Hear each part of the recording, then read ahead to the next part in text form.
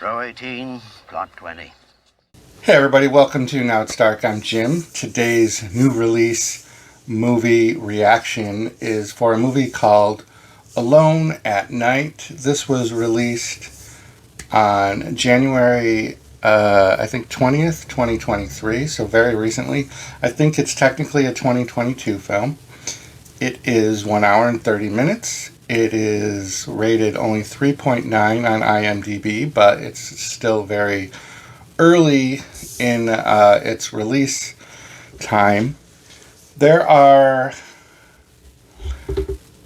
a lot of things to unpack in this reaction, and for me to keep it spoiler free, there will be moments where I'm a little vague and where it may seem like I'm being a little spoilerish.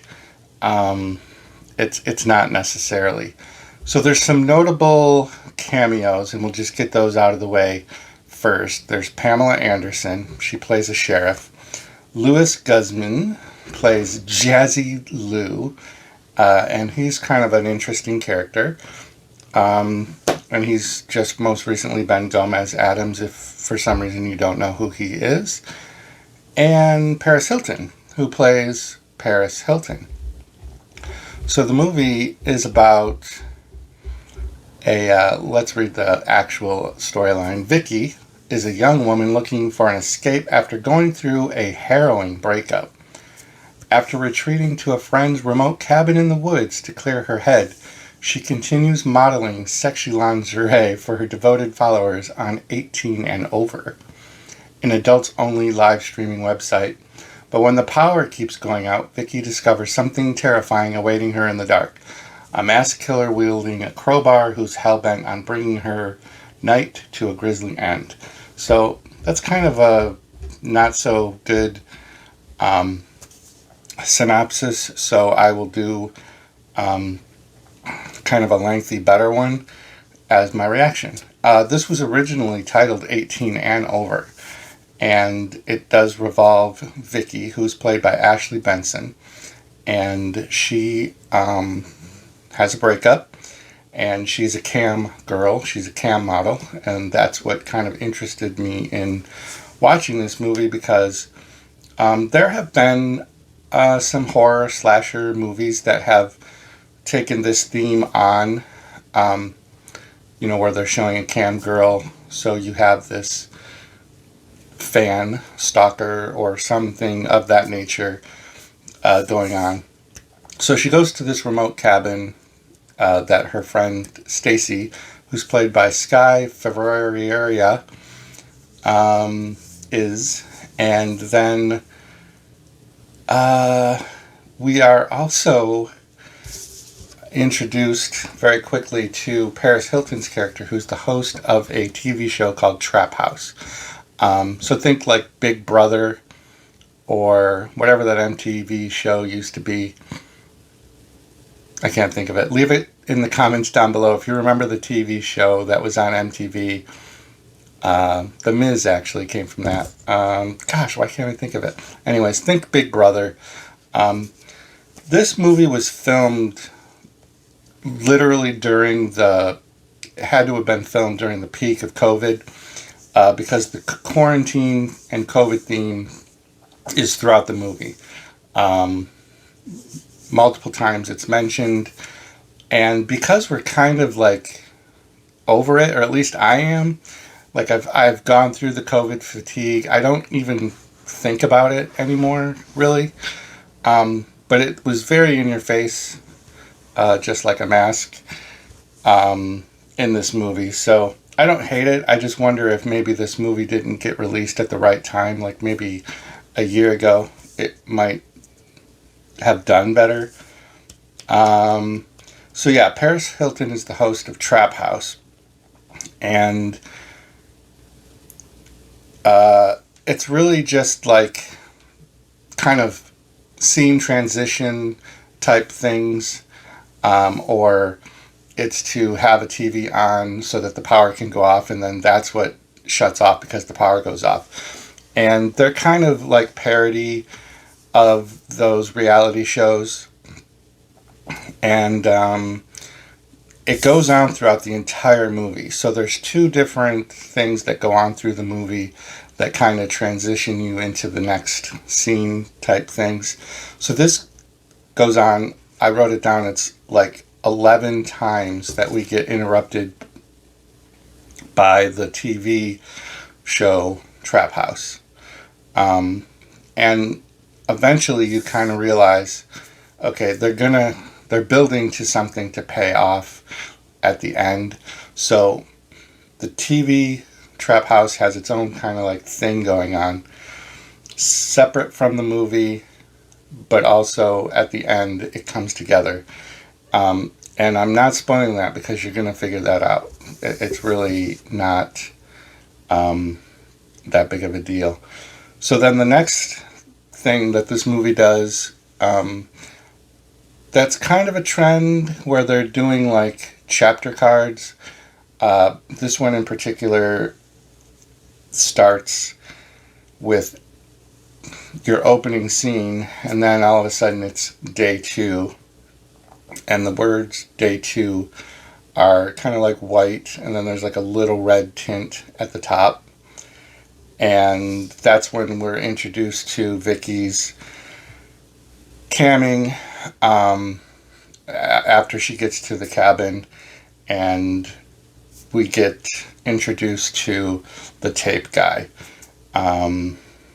who's her like biggest supporter, her biggest fan. I guess he invests the most in her camming.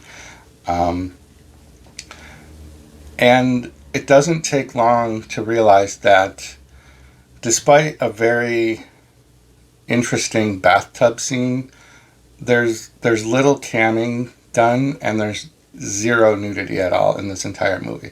So, you know, I've been open before about that. I feel certain movies create a tone based on the type of film they're doing, that the nudity should be included, and this is one of those. Like if you're doing a movie where your lead is a cam model and they're doing bathtub scenes and cam shows for clients, it would make sense that there would be some kind of nudity. Like, I know I can just find it on the internet anywhere I want. I'm saying for the sake of the story, like, it makes sense. There's so many movies that have forced nudity scenes in it that don't add to the story, that I also cringe at. So I'm not just like hungry for a boob shot. I'm just saying, like, for the story it would have made sense. Whereas in other movies like The Stepfather, when we get a full frontal scene of the stepdaughter naked in the shower, like, that is a gratuitous nude shot that we didn't need. This is a movie about a girl who goes online to be a cam girl, and we didn't get a nude scene. I hope that made sense without making me sound more creepy than I probably already am. So anyways, day 3, we get some connectivity issues because we have Wi-Fi issues. So then we're introduced to Handyman. Looks like the wire had been cut. We also get introduced to a pizza boy who delivers her a pizza. Day 4, she's doing a webcam thing, so apparently overnight the Wi-Fi fixed even though the wire was cut. And the handyman didn't fix it because he said he was going to come back. We're introduced to Sheriff Pamela Anderson and her deputy Wayne, and that's where we get background story of there being a crowbar killer in the area. And then we also meet neighbor Max. So that's a lot of people we've met in the course of 3 days in this very remote cabin. So I thought that was a little strange too. I don't like when movies build to a remote location and then yet introduce like all of these external characters coming to this cabin very easily. So it's just weird to me. And despite this may sound like spoilerish, but I guarantee you it's truly not.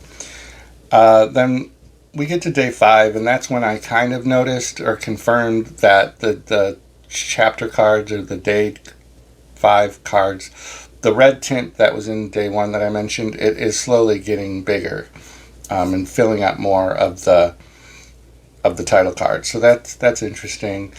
We're introduced to another character yet again. Stacy's cousin Jake is there, and I think they were trying to build this catalog of red herrings of who's going to be this killer.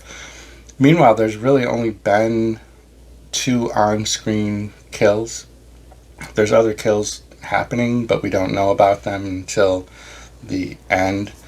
In day 5, there is a very blatant verbal cue that if you're paying attention, you'll hear a character say, and I picked up on it, and I immediately knew then who the killer was and the whole end. And sure enough, it was. So a little disappointing. This movie plays on a theme that's been done better before. This movie doesn't introduce anything new. It's got some fun cameos like with Pamela Anderson and Paris Hilton and Louis Guzman. Its film quality is fine. The locations are fine. I found the TV spots of the trap house to be distracting, and it was all intended for an ending twist that's not really a twist. Like, you eventually know that they're doing this TV spot enough times that they're working up to something, and then it happens, and then you're just like, yeah, I saw that coming.